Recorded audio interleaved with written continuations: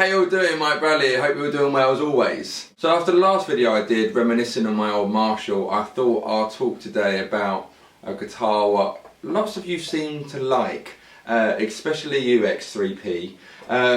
My old Les Paul, basically. I thought I'd just have a little chat about the history and story of my little infamous Gibson Les Paul, what, like I say, so many of you seem to like. Any video I do with the Les Paul, people seem to go all nuts about, which is fantastic. So here's the story about the Les Paul.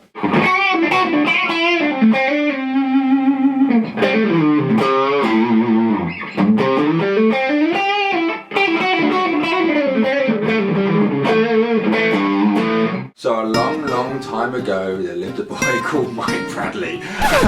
Now basically I got this guitar brand new back in 2003, and I was still a teenager, you know, I was still a kid and that, and it had been on my mind about getting a Les Paul for quite some time, and I went down to Farnham with my mate to Guitar Village in Farnham, which I believe is still there. Actually I went in there for the first time since 2003.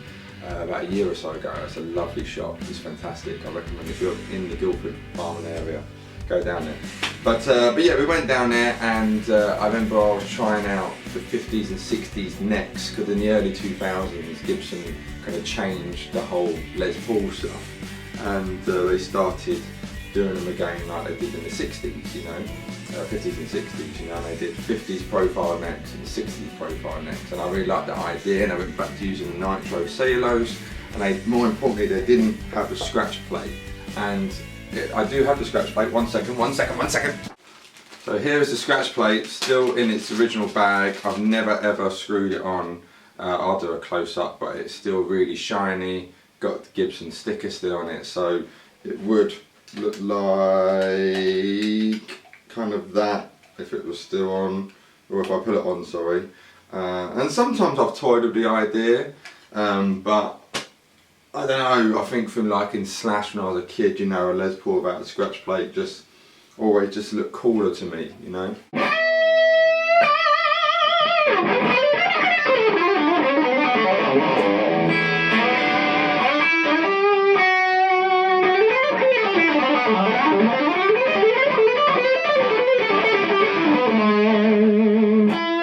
So yeah, so like I say, I remember playing, you know, a 50s neck one and this, and the 50s neck one was huge, and I haven't got the biggest hand in the world. I don't like skinny necks by all means, but I remember it being really big for my 18-year-old, 19-year-old hands, you know.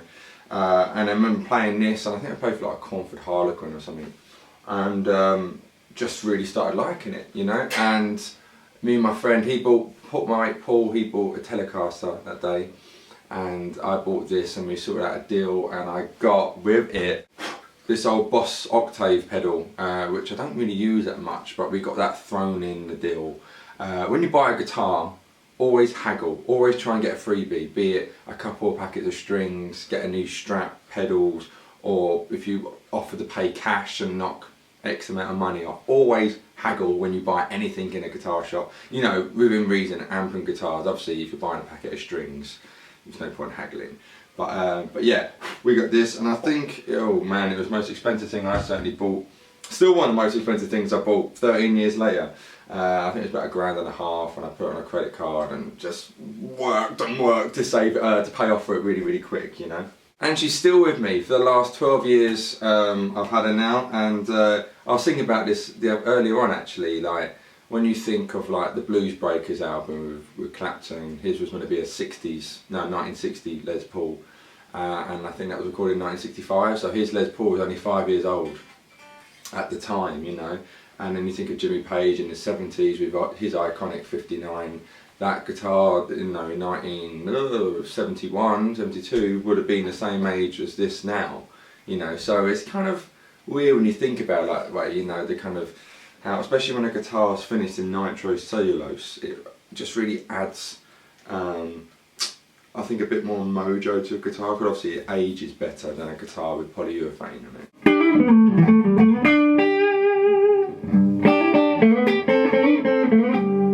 And because it's got nitro, like I say, it ages, and this guitar has been through the wars. If you've seen another video of mine on my channel talking about this guitar, where I snapped the headstock, and the headstock of this has been snapped twice now. First time I snapped it, I think, was in 2006 at a place called the West 14 in London, and I didn't even notice it. It just, I had it against the wall. I think I used it for the first few songs, and I just put it against the wall. And then remember when I finished the gig, it was on the floor, thought nothing of it, put it in its case, and got home the next day, opened the case, and saw it had snapped. And it was fine, you know, I got it all glued and whatnot, and then it snapped again in the video, what you can see there.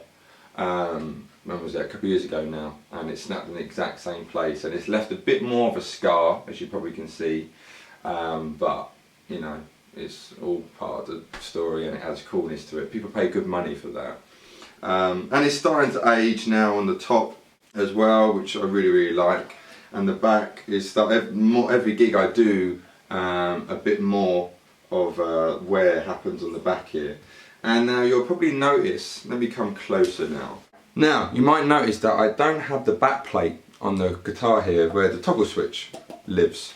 And actually, if any of you know an answer to this, please leave a comment in the section box below or direct me to where I can go. But I do the whole, all that stuff. I like doing that on the Les Paul. A lot of Les Paul guys do. You know, the old kill switch kind of sound, you know. And by doing it, it makes it loose there, so I'm always having to hold it there, tying it up, and you know, repeat. And I was just getting sick and tired of keep unscrewing it, putting it back and all that kind of stuff. So I've just kind of left it off for the last year or so now. So yeah, if anybody knows how to kind of keep it so it doesn't keep getting loose, please let me know. Yeah, you can see the back's getting quite worn out a bit here and getting a bit dinged and scratched and whatnot through lots of gigs and stuff like that. Which is great because it just tells stories, man, you know, and the neck's starting to fade. Again, there'll be all close-up shots here, so you can see my brother actually, there's a big ding there, and my brother knocked it over, the bastard. Yeah, man, the Beast. Talking of which, yeah, this guitar I've called the Beast. I've called her it for years, like, since I got it, since 2003. And I didn't know at the time until a few years ago, that another very famous guitar owned by Bernie Marsden, he's got a very famous 1959 Les Paul, and his is called The Beast. And I didn't know that, but such is life, you know, so I'm not going to change the name of her because somebody else calls their Les Paul The Beast. But you know, it's like, say you've got a son and you name him Paul, and then you find out someone else called Paul, you know, oh, I can't keep him Paul, so stuff it. She's staying The Beast, this is The Beast. And the reason for that, she just absolutely grand.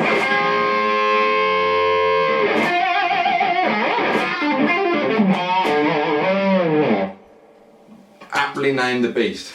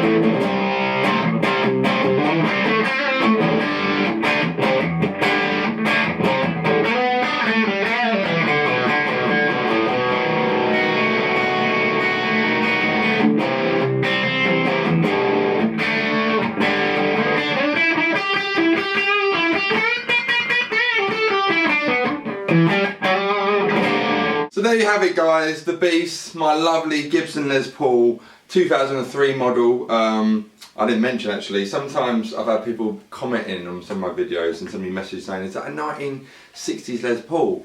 And it's like, I wish I could afford a 1960 Les Paul, but no, she's a 2003, so that makes her 12 years old, and she's getting better every year basically. You know, the older she gets and the more the more the wood matures and ages, the better she seems to keep sounding, you know. So, and also I use 11 gauge strings on her.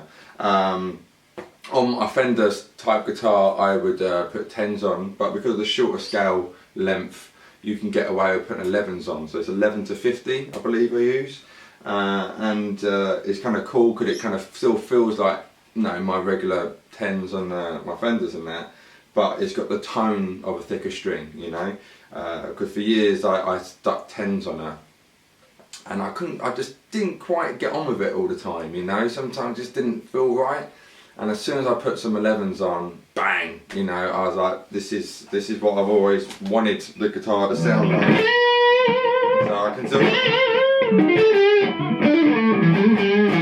you know, I mean, I've got quite a heavy attack on my left. I'm left-handed, and obviously play guitar right-handed, so I think that might help a little bit. I don't know, but yeah, I still can, you know, do the big kind of stuff and almost like way bar noises. I've been listening to a lot of Clapton lately, and he's got in While My Guitar Gently Weeps and all that stuff. I've been loving that, you know.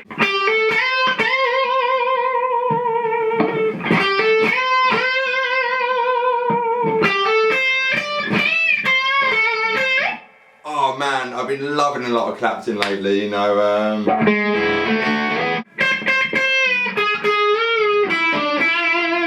That solo on While My Guitar Gently Weeps is awesome, and he was what, 22 years old when he did that? Awesome, you know.